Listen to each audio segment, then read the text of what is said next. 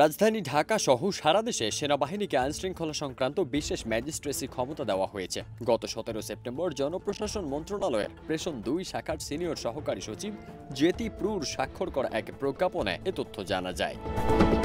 বিশেষ ম্যাজিস্ট্রেসি ক্ষমতা অনুযায়ী একজন নির্বাহী ম্যাজিস্ট্রেট কি করার ক্ষমতা পেলেন দেখে আসি। 1. ম্যাজিস্ট্রেটের উপস্থিতিতে অপরাধ সংঘটনকারী ব্যক্তিকে গ্রেপ্তার করার বা গ্রেপ্তারের নির্দেশ দেওয়া এবং হেফাজতে রাখার ক্ষমতা।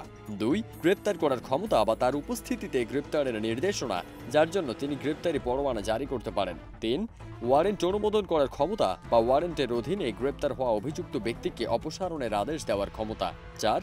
নথিপত্র ইত্যাদির জন্য ডাক ও টেলিগ্রাফ কর্তৃপক্ষের দ্বারা অনুসন্ধান এবং আটক করার ক্ষমতা।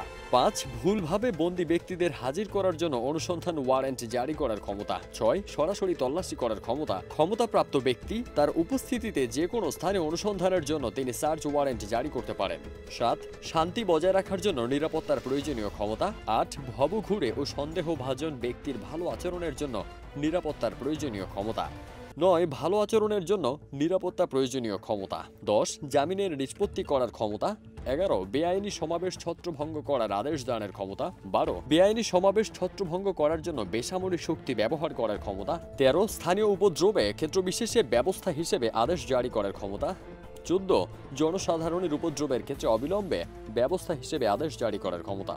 এসব ক্ষমতা ছাড়াও যে কোনো নির্বাহী ম্যাজিস্ট্রেটকে মোবাইল কোর্ট আইন 2009-এর অধীনে মোবাইল কোর্ট পরিচালনা করার জন্য সরকার এবং সেই সঙ্গে জেলা ম্যাজিস্ট্রেট দ্বারা সংশ্লিষ্ট এখতিয়ারের মধ্যে ক্ষমতা দেওয়া হয়েছে।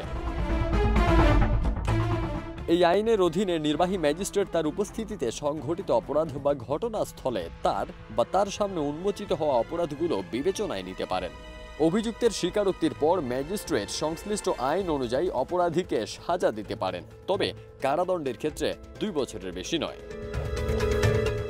ফারদিন সানি, দেশ রূপান্তর।